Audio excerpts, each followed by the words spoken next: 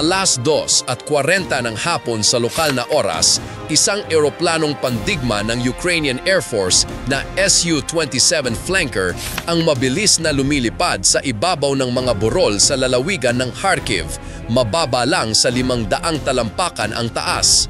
Ang piloto ay nag-navigate sa magulong hangin habang sumusulyap sa isang iPad na nakakabit sa dashboard ng sabungan. Ipinapakita ng screen ang mga GPS coordinate para sa 2 gusaling gawa sa konkreto sa nayon ng Petrivka, kung saan nakatira ang humigit kumulang 120 sundalong Ruso mula sa isang motorized rifle company.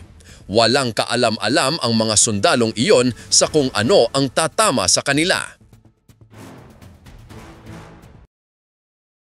Ang mga target na koordinate ay natakuy na may paunang error na 33 talampakan lamang mula sa navigation system, bagamat maaaring lumaki ito dahil sa lagay ng panahon at electronic jamming. Ang paglipad ng napakababa ay nagdulot ng maraming panganib na maaaring magtapos sa misyon sa susunod na 42 segundo. Ang hangin na may bilis na 41 kilometro bawat oras kasabay ng maburol na lupain ay lumikha ng magulong daloy ng hangin na walang tigil na nyanig ang eroplano, na nagpapataas ng panganib na mawalan ng kontrol o masira ang kagamitan. Bago simulan ng pangunahing kwento ngayon, kung sumusuporta ka sa Ukraine, mag-iwan ng isa sa mga komento. Sa ilalim ng bawat pakpak, ang isang BRU-61 bomb rack ay nagdadala ng 4 na bombang gawa sa Amerika na GBU-39. Ang mga sandatang ito ay hindi idinisenyo para sa mga lumang eroplanong gawa ng Soviet. Ang GBU-39 na may habang 5.9 na talampakan, 7.5 sentimetro ang diametro at may bigat na 113 kilo, ay gumagamit ng GPS/INS guidance system na may kakayahang umabot ng hanggang 109 na kilometro kapag inilabas mula sa 40,000 talampakan. Ang mga teknisyano ng Ukraine ay gumawa ng mga pansamantalang adapter para sa pagkakabit, pero ang matinding daloy ng hangin sa mababang altitude ay nagpapaluwag sa mga koneksyon na iyon. Sa bawat pagkakataon na tumama ang eroplano sa magulong hangin, ang mga panginginig ay nararamdaman sa mga pansamantalang kabit. Ang 4 na bomba ay lumikha ng drag na nagpapabagal sa enerhiya at nagpapabilis ng pagkonsumo ng gasolina kaysa sa plano. Ang mga AL-31F na makina ng eroplano ay gumamit ng 15% na mas maraming gasolina kaysa inaasahan. Ang mga AL-31F na makina ay nagbibigay ng maximum na thrust na 12,517 kilo. Pero sa mababang altitude, ang mas makapal na hangin ay nagpababa ng kahusayan na nagtulak sa konsumo ng gasolina mula 707 gramo bawat segundo hanggang 850 gramo bawat segundo. Mabilis na kinakalkula ng piloto. Sapat lang ang gasolina para makarating sa Petrivka, ibaba ang mga bomba at makabalik. Ang iPad ay kumikislap sa pagitan ng mga signal ng GPS at GLONASS na nagdulot ng 50 metrong error sa mga target na koordinate. Ang paglihis na ito ay nagmula sa mga sistema R330Z GTEL ng Russia na electronic jamming na tumatakbo sa 1.5 hanggang 2.5 GHz na nakakagambala sa L1 satellite signal. Sa paglipad sa 500 talampakan at 834 na kilometro bawat oras, hindi na nagawang ayusin ng piloto ang error at nagplano na ayusin ito pagkatapos umakyat. Sa ilalim ng fuselage, ang L-203 Gardenia jamming pod ay tumatakbo sa buong lakas na naglalabas ng mga senyal upang kontrahin ang mga modernong radar. Sa saklaw na 1 hanggang 2 GHz, maaari nitong guluhin ang 96L6E cheeseboard radar ng Russia, ngunit nahirapan laban sa 92N6E gravestone fire control radar ng S-400 system. Sa kabila ng teknolohiyang mula pa noong dekada 80, bawat segundo ng naantalang pagtuklas ay nagpapalapit sa piloto sa drop point.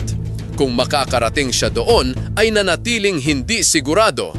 Sa layong 75 kilometro sa Hilagang Silangan, isang 96L6E cheeseboard radar ng Russia ang nag-scan sa kalangitan. Sa ilalim ng fuselage, ang L-203 Gardenia jamming pod ay tumatakbo sa buong lakas na naglalabas ng mga signal upang kontrahin ang mga modernong radar. Sa saklaw na 1 hanggang 2 GHz, maaari nitong guluhin ang 96L6E cheeseboard radar ng Russia, ngulit nairapan laban sa 92N6E gravestone ang radar. Ang radar na ito ay kayang makakita ng mga target hanggang 300 kilometro ang layo. Sa C-band na may peak power na 60 kW, ang 96L6E ay maaaring makakita ng mga target na may radar cross-section na kasing liit na 1.08 metro kwadrado. Ginamit ng piloto ang lupain, lumilipad ng mababa upang itago ang kanyang radar signature sa likod ng mga burol. Paminsan-minsan, ang pag-akyat sa isang burol ay naglalantad sa eroplano sa mga radar sweep. Sa headset, ang SPO-15 Berosa warning system ay paminsan-minsang tumunog, ngunit ang teknolohiyang mula pa sa Soviet ay hindi makilala ang pagitan ng routine scan at target lock, isang potensyal na nakamamatay na limitasyon. Ang SPO-15 ay nag-aalok lamang ng 3 antas ng banta, mababa, katamtaman, mataas, nang hindi kinikilala ang uri ng radar o ang tindi ng banta, na nagpipilit sa piloto na umasa sa instinct at karanasan. Ang SPO-15 ay nag-aalok lamang ng 3 antas ng banta, mababa, katamtaman, mataas, nang hindi kinikilala ang uri ng radar o ang tindi ng banta, na nagpipilit sa piloto na umasa sa instinct at karanasan. Fire control radar ng S-400 system, sa kabila ng teknolohiyang mula pa noong dekada 80, bawat sekundo ng naantalang pagtuklas ay nagpapalapit sa piloto sa drop point. Kung makakarating siya doon ay nananatiling hindi sigurado. Sa layong 75 kilometro sa Hilagang Silangan, isang 96L6E cheeseboard radar ng Russia ang nag-scan sa kalangitan. Isang mas malaking banta ang lumitaw sa layong 37 kilometro nang i-activate ang 92N6E gravestone fire control radar ng S-400 system ng Russia. May kakayahang ilak ang mga target sa layong 250 kilometro. Ito ay gumagabay sa mga 48 N6E missile na may bilis na Mach 12 at saklaw na 200 kilometro. Kapag natukoy, ang piloto ay may ilang segundo lamang bago makalapit ang isang missile. Ang tanging depensa ay ang manatili sa ilalim ng radar coverage, ngulit nangangahulugan ito ng pakikipaglaban sa makapal at magulong hangin malapit sa luta. Sa ibaba ng 656 na talampakan, ang wind shear na hanggang 50 metro bawat segundo ay nagbanta na destabilisahin ang eroplano. 7 kilometro mula sa pull-up point, ang piloto ay nagpatakbo ng panghuling pagsusuhi. Ang master arm switch ay naka-on. Ang status ng armas ay nagpakita ng 3 berdeng ilaw at isang kumikislap na dilaw sa bomba 4 dahil sa isang may depektong gawang Ukraine na mount. Ang problema ay nagmula sa hindi sumusunod na Milstead 1760 na koneksyon na nakakagambala sa mga sinyal sa pagitan ng eroplano at bomba. Ang mga parameter ng pagbaba ay naitakda, ngunit nangangailangan ng kumpirmasyon. Ang turbulence ay nagpahirap sa pagbabasa ng mga displays sa sabungan. Isang mas malaking banta ang lumitaw sa layong 37 kilometro nang i-activate ang 92N6E gravestone fire control radar ng S-400 system ng Russia. May kakayahang ilak ang mga target sa layong 250 kilometro. Ito ay gumagabay sa mga 48 N6E missile na may bilis na Mach 12 at saklaw na 200 kilometro. Kapag natukoy, ang piloto ay may ilang segundo lamang bago makalapit ang isang missile. Ang tanging depensa ay ang manatili sa ilalim ng radar coverage, ngulit nangangahulugan ito ng pakikipaglaban sa makapal at magulong hangin malapit sa luta. Sa ibaba ng 656 na talampakan, ang wind shear na hanggang 50 metro bawat segundo ay nagbanta na destabilisahin ang eroplano. 7 kilometro mula sa pull-up point, ang piloto ay nagpatakbo ng panghuling pagsusuhi. Ang master arm switch ay naka-on. Ang status ng armas ay nagpakita ng 3 berdeng ilaw at isang kumikislap na dilaw sa bomba 4 dahil sa isang may depektong gawang Ukraine na mount. Ang problema ay nagmula sa hindi sumusunod na Milstead 1760 na koneksyon na nakakagambala sa mga sinyal sa pagitan ng eroplano at bomba. Ang mga parameter ng pagbaba ay naitakda ngunit nangangailangan ng kumpirmasyon. Ang turbulence ay nagpahirap sa pagbabasa ng mga displays sa sabungan.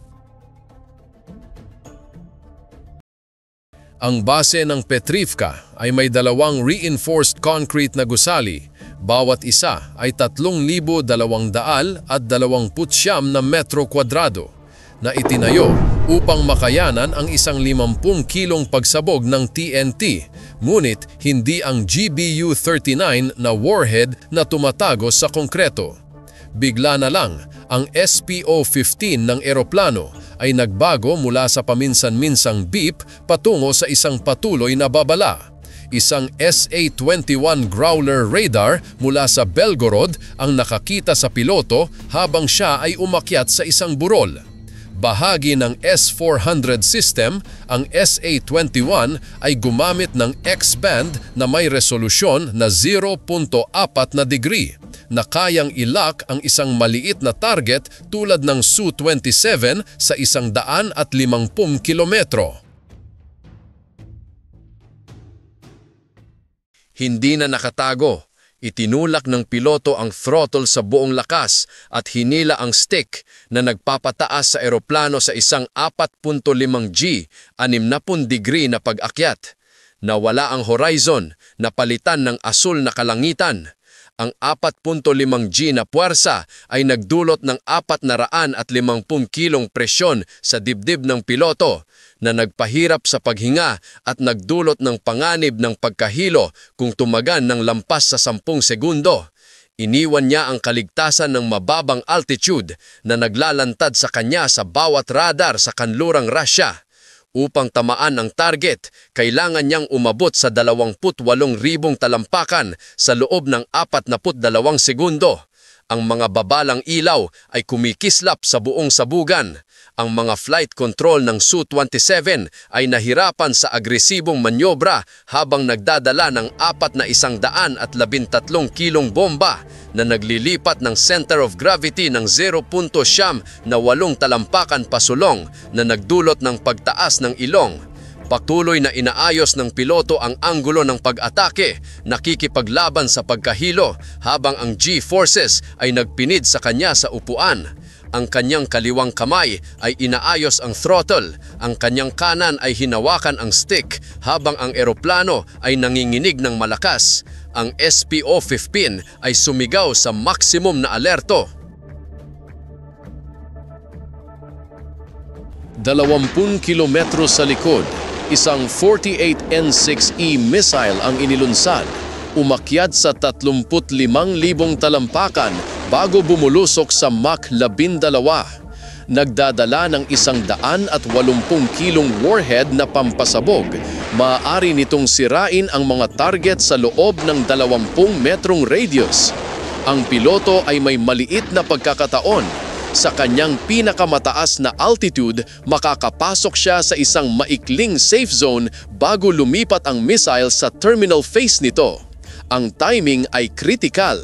Sa 25,000 talampakan, ang kaliwang makina ay biglang sumobra dahil sa mas manipis na hangin na lumikha ng 5% imbalance sa thrust. Binawasan ng piloto ang kaliwang makina sa 75% na tinugma ang kanan, ngunit nawala ang ilang altitude. Sa pamamagitan ng heads-up display, ang altitude ay umakyat, 26,000 talampakan, 26,500 talampakan. Ang missile ay 15 segundo mula sa impact. Ang thrust ay tumakip sa canopy sa 27,000 talampakan na nagpilit sa piloto na punasan ang isang maliit na bahagi gamit ang kanyang guwantes. Ang artificial horizon ay nagpakita na ang eroplano ay nagiging pantay, malapit na sa drop point. Ang weapons panel ay nagulat ng 3 berdeng ilaw at isang dilaw sa bomba 4 dahil sa issue sa koneksyon. Walang oras upang ayusin, nagpasya siyang ilabas ang mga bomba. Umaasa na ang ika-4 ay mag-activate pagkatapos ng paglabas. Sa 28,000 talampakan, hinintay ng piloto ang eroplano na maging matatag sa loob ng 3 segundo habang kinakalkula ng computer ang mga parameter ng pagbaba.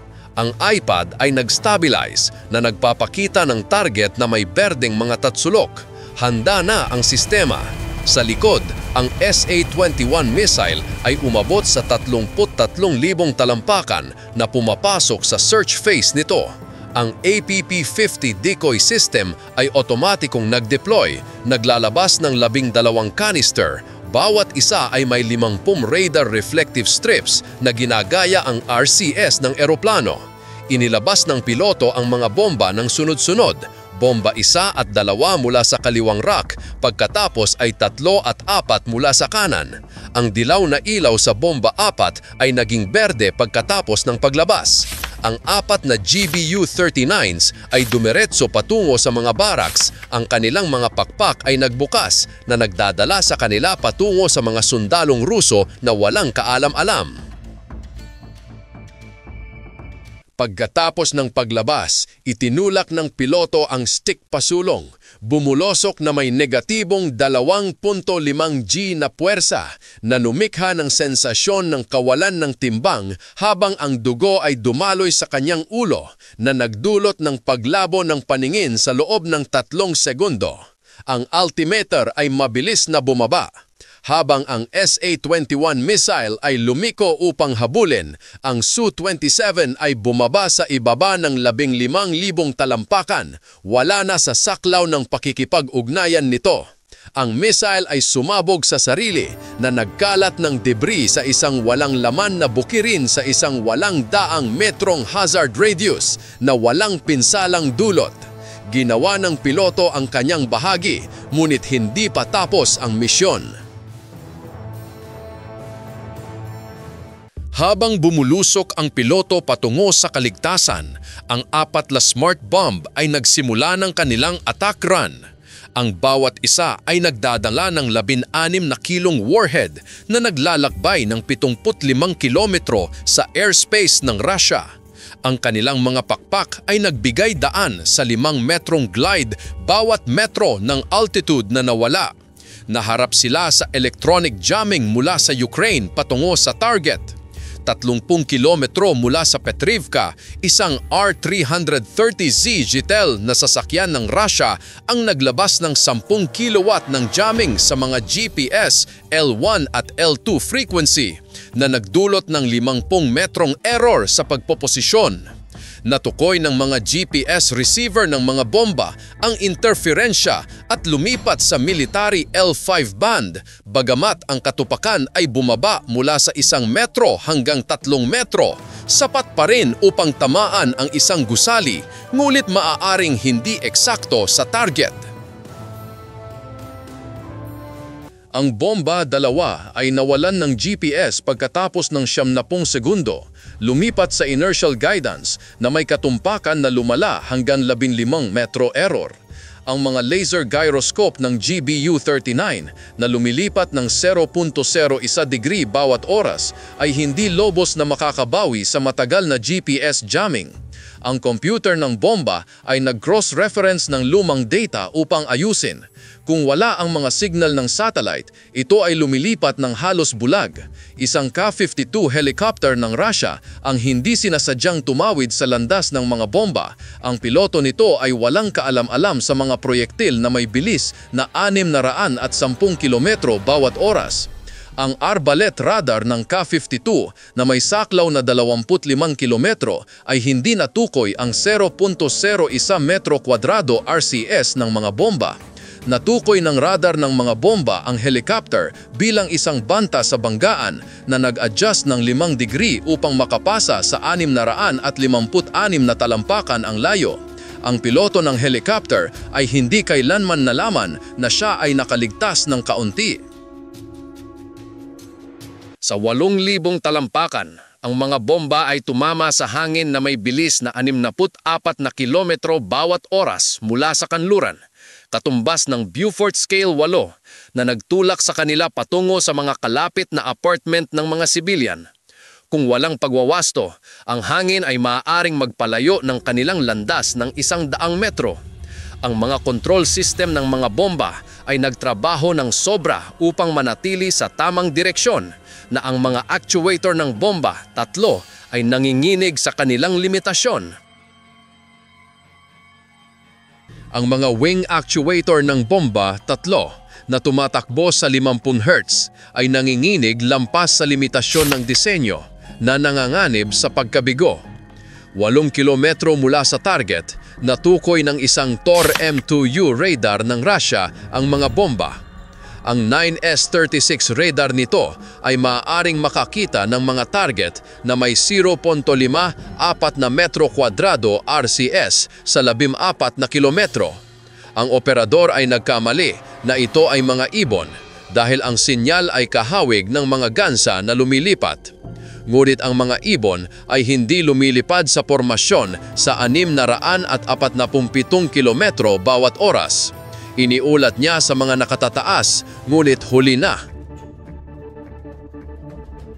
Lumakas ang electronic warfare. Ang GTEL system ay nagpapalakas ng kapangyarihan upang lampasan ang GPS ng mga bomba.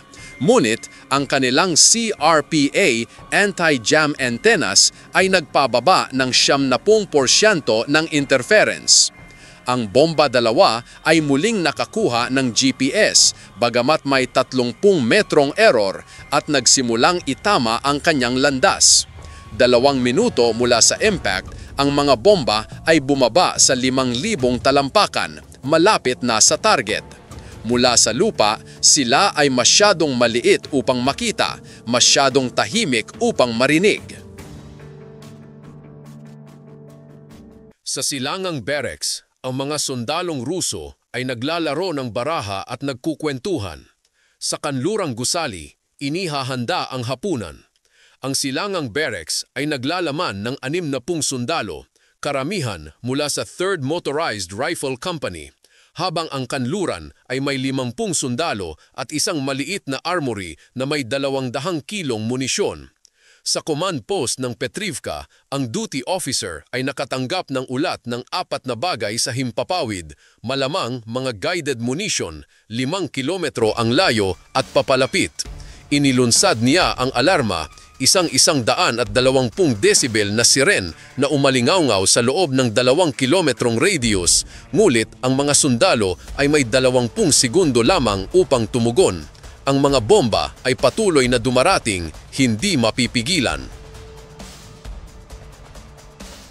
Ang Pantsir S-1 crew ay nagmadali sa kanilang istasyon. Ang sistema ay nangangailangan ng 45 segundo upang ma-activate, ngulit sila ay may mas kaunti sa 30 segundo. Nagsimulang mag-scan ang radar at ang 30 mm na kanyon ay umikot pataas, ngulit hindi nila masundan ang 4 na maliliit na target na gumagalaw sa 610 kilometro bawat oras. Ang 2A38M La Cañon na bumabaril ng 5,000 round bawat minuto ay hindi natamaan ang lead bomb sa 30 metro na limitado ng isang 45 degree bawat segundong slew rate. Sa 500 talampakan, ang bomba 3 ay nalampasan ang mga crosswind, muling nag-align sa target. Ang lahat ng 4 na bomba ay nakalusot sa defensive fire. Sa 2:51 at 3 segundo ng hapon, ang unang bomba ay tumagos sa bubong. Ang bakal na ilong nito ay tumusok sa 2 palapag ng konkreto bago sumabog ang 16 na kilong warhead na naglabas ng shockwave na nagwasak sa konkreto at nagpa-vaporize ng bakal. Ang 350 kilong Pascal na pagsabog sa loob ng 5 metrong radius ay nag-obliterate sa reinforced structure. Ang fasad ng silangang barracks ay sumabog. Ang mga bintana at dingding ay naging nakamamatay na shrapnel na lumilipad hanggang 656 na talampakan. 17 segundo pagkatapos, ang pangalawang bomba ay tumama sa kanlurang gusali na ganap na gumuho.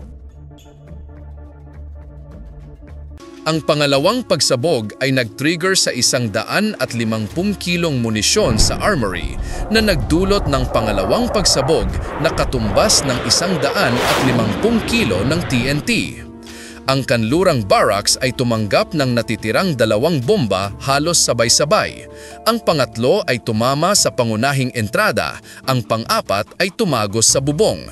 Sa 32 kilong pampasabog na sumabog ng magkasama, ang gusali ay nadurog, ang mga dingding ay hinipan palabas. Ang 2 pagsabog ay lumikha ng 50 metrong dust cloud na nagpababa ng visibility sa ilalim ng 10 metro.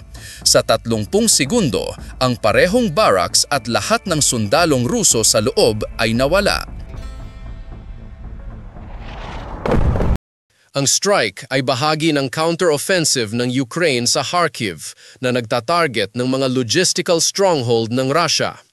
Ginamit ng mga puwersa ng Ukraine ang Bayraktar TB2 drones upang mag-scout sa Petrivka na natukoy ang mga barracks at posisyon ng radar ng kalaban. Ang intelligence ay naipasa sa piloto ng Su-27 sa pamamagitan ng isang secure na data link, bagamat ang jamming ng Russia ay nagdulot ng 5 minutong pagkaantala sa komunikasyon bago ang pagbaba. Kasabay nito, isang unit ng artilerya ng Ukraine na 12.4 na kilometro mula sa hangganan ay nagpapatok ng 10 155mm shells sa isang decoy target na 14 na kilometro mula sa Petrivka na nag-distract sa 96 L6E cheeseboard radar sa loob ng 3 critical na minuto. Ang coordinated strike na ito ay bahagi ng mas malawak na estratehiya upang pahinain ang mga depensa sa hangganan ng Russia. Pagkatapos ng misyon ng GBU-39s, ang piloto ng Su-27 na nasa ligtas na altitude na ay bumaling upang obserbahan ng resulta sa pamamagitan ng remote viewing system. Ang FLAR infrared camera na may resolusyon na 1280 pixels by 720 pixels ay nagpakita ng mga barracks ng Petrivka na naging durog na may makapal na usok na nagkonfirma ng matagumpay na strike. Sa pag-verify ng pagkasira ng target, sinuri ng piloto ang gasolina at status ng eroplano. Ang mga makina ay tumakbo ng matatag, ngunit 300 kilong gasolina lamang ang natitira, sapat para sa 7 minuto sa isang ekonomikong 600 kilometro bawat oras. Inaayos niya ang kurso, binagalan upang makatipid ng gasolina at nanatiling mababa upang iwasan ang radar ng kalaban. Sa 656 na talampakan, ginamit ng piloto ang maburol na lupain upang itago ang kanyang radar signature na pinapanatili ang 650 kilometro bawat oras upang iwasan ang sweep ng SA-21 radar.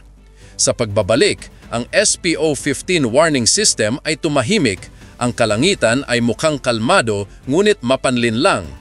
Ngunit ang isang kalapit na 92N6E Gravestone radar ay nagsimulang mag-scan muli na nagpilit sa isang detour sa pamamagitan ng isang malalim na lambak.